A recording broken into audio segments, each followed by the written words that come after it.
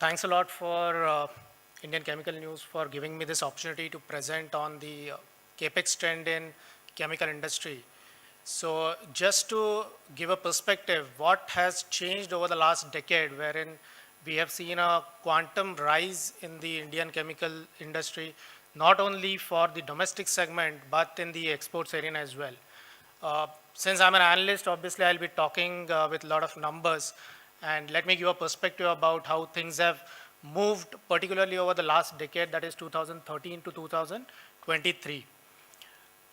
Uh, so the topic for today's this conference is innovation, self-reliance, and sustainability. I'll be talking on the second aspect, that is self-reliance, which is through the capex investment in the chemical industry.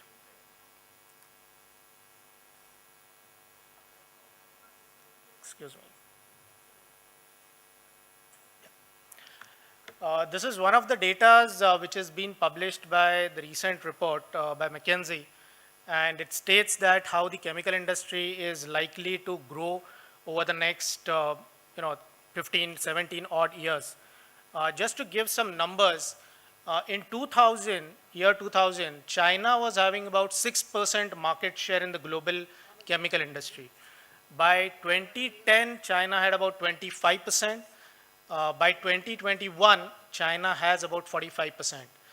India has been close to about 2% plus minus over the last 2 decades. Now we have moved to about, say, 3 to 3.5% of market share. And in the next maybe 15 years, we are targeting to go up to, say, 8 to 10% of market share. Now this has to be accompanied by a significant level of capex investments across the segments. Right from the building blocks which we talked, which the earlier panel talked about, petrochemical industry, where we require a world-scale naphtha cracker every single year, because unless and until we have the feedstock availability in domestic market, the downstream industry may not proliferate. So here, just to again talk about numbers, particularly from the specialty chemicals perspective, about $32 billion of size last year, about $60 billion by 2027, which signifies that $30 billion of additional revenue requirement, putting about 2x asset turnover. We are targeting something like $15 billion of investment over the next 5-year period. So approximately $2.5 billion or say 20,000 crore plus kind of investment every single year by the specialty chemical industry. This is just to give a perspective. This is a sample size of about 19 listed entities. Just to give a perspective about how things have moved over the last decade. So in 2013, we had investments by these 19 companies to the tune of about, say, 3,000 odd crores, which has now moved in last year to about 11,500 crores. So a serious CAGR of 14% over the last decade. Now, how this has helped the industry to grow? So again, what has led to the growth of the industry? This capex has culminated into incremental revenues, and obviously over a period, the margins have expanded as well as the profitability has expanded. So if you look at the numbers from the last decade, the top line has grown by about 15 odd percent. The EBITDA, absolute EBITDA has grown by about 17 odd percent, while the bottom line has grown by about 19 odd percent. So there has been a significant jump in revenues, which is primarily driven from the capex that has been incurred by the entire industry. And if we go back to history, behind 2013, the domestic industry was always under the aegis of pricing umbrella by China. That has moved structurally over the past decade. I'll give you a few instances why it has moved. So in 2013, China started the environmental drive.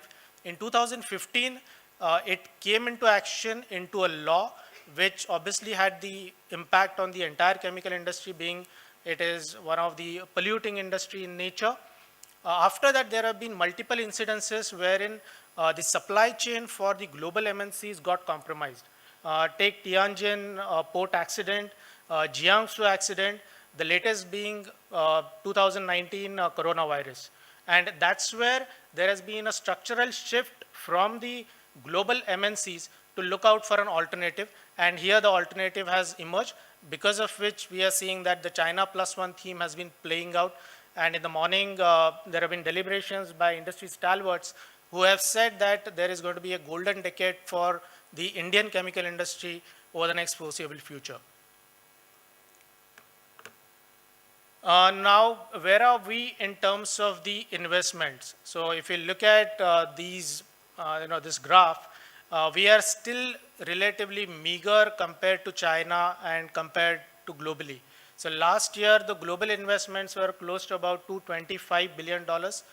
This is across the chemicals plus petrochemicals. China had close to about $110 billion, which is again a lion's share of almost 45% plus. India has had a meager $5 billion, which is again based on the market share currently that we have, say about 3%. So incrementally, if we were to grow and we were to achieve a target of having a market share of say 8 to 10% by 2040, the investment momentum has to continue.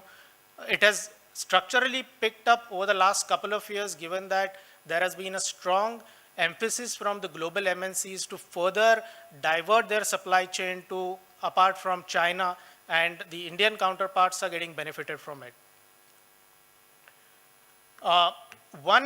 Couple of last bits. So it's not only organic investment. Now the Indian industry is also looking for inorganic initiatives. This is primarily to catch hold of certain technology. And again, in the morning, we had deliberations from the industry wherein we came to know that our chemistry knowledge is relatively not that great as the global stalwarts. We are still improving upon it. And this is where the gap is being bridging, wherein Indian companies are trying to catch hold of global counterparts who are into technology, bring in that technology and scale up that technology for manufacturing, for self-reliance, and eventually it will be an export-led model. So these are just a few numbers in terms of how investments have been panned out for a few of the chemical companies. So last couple of years have been strong in terms of organic growth. So just to give a numbers perspective, last year this set of about 40 odd companies did together an investment of almost 17,000 crores.